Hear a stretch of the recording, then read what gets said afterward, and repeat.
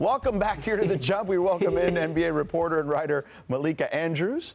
Let's start with James Harden here, who missed over 5 weeks with a hamstring strain. He played in just 2 games before the end of the regular season and wasn't scoring at quite the same level as he was before he got hurt. Here's what he had to say yesterday about his play. Let's take a listen.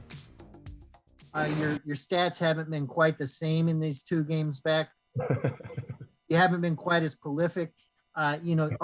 Do you feel like you're 100% right now? Yeah, I'm back. I thought winning was all that matters.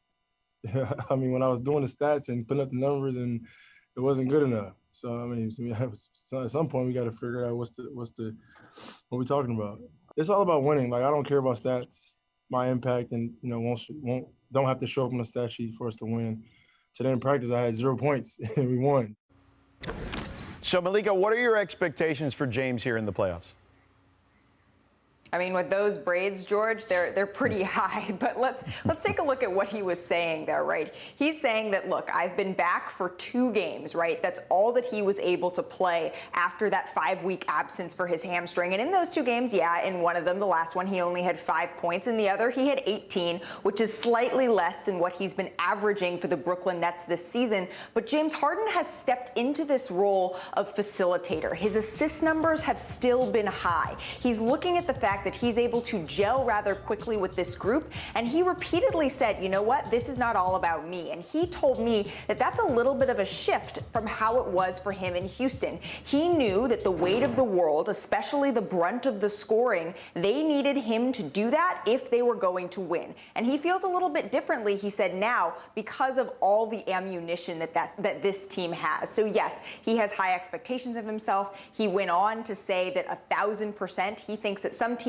can say things like, if we be the best version of ourselves and do all the right things, then we are going to win. He said in the Brooklyn Nets case, that's actually a quote that applies. So he's holding himself to a high standard, but he's also banking on the fact that not everything that he does for this team, creating that synergy, is going to show up in points per game.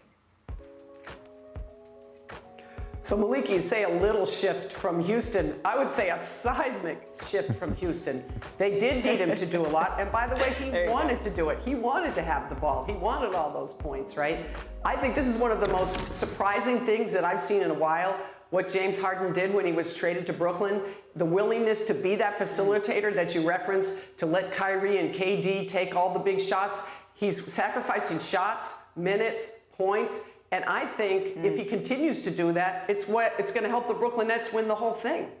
You know, Jackie, it's funny you mentioned that, and Malika, you as well, because when he and Mike D'Antoni got together in Houston, I thought to myself, oh, my goodness, this is going to be like Steve Nash, on steroids, basically, right? Because you're talking about a more prolific scorer with this amazing passing ability, this great court vision. Sure. And I feel like the first year was a little of that, but to your point, Jackie, like it wasn't that at all. Kind of it morphed into something completely different after the fact. It was like the opposite of D'Antoni ball. So, Malika, let me ask you this, though. With Mike there on the staff, like how has that helped facilitate, I guess, James's indoctrination to the team?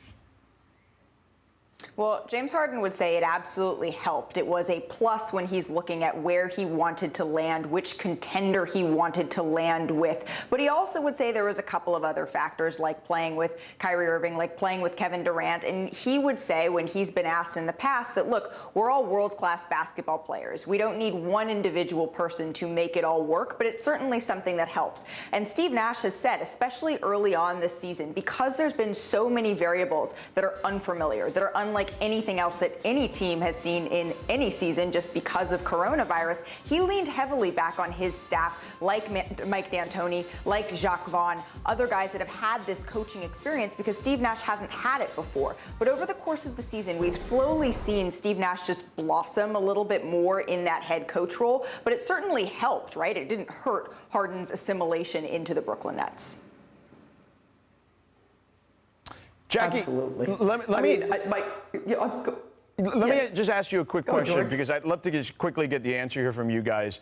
Like, to me, I look at this team, we all know they're going to score, right? Like, we don't worry about any of that stuff. Right. But I wonder defensively, and Jackie, I'll start with you, right? Like, that's been, certainly a point of emphasis that people have focused on. And they've had good defensive moments, but a lot of those defensive moments have come with guys who may or may not be utilized as much in the rotation, right? When it comes to the playoffs, because these three guys are going to play more. So do you worry about them and their lack of continuity defensively at all? So I asked this question, George, to every GM and every coach that would give me an answer. And they all said, are you serious? Don't worry about it. These guys know how to defend and will defend when it dictates it. So I've said, okay, because they know more than I do.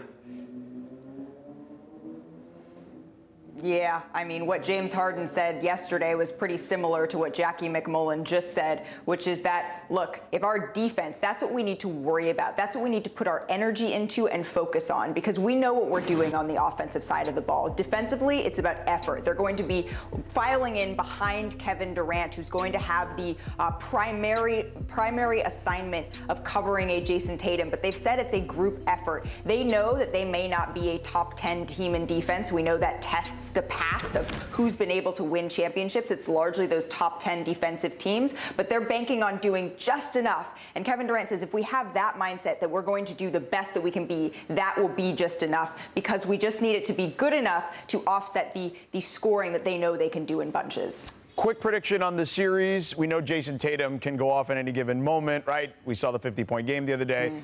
Malika, we'll start with you. Just your quick thought on the series. It's hard to see the Nets losing this one. Jason Tatum is incredible, and the Celtics will certainly only go as far as Jason Tatum will take them. Jackie? You know what, George? The Celtics, as long as Brad Stevens there, have held their hat on defense, specifically guarding the three-point line. They have done neither of those things this year. I don't see how the Celtics win the way they've been playing defense all year long. Yep, I agree with you, ladies, for sure. Thanks for watching ESPN on YouTube. For live streaming sports and premium content, subscribe to ESPN+.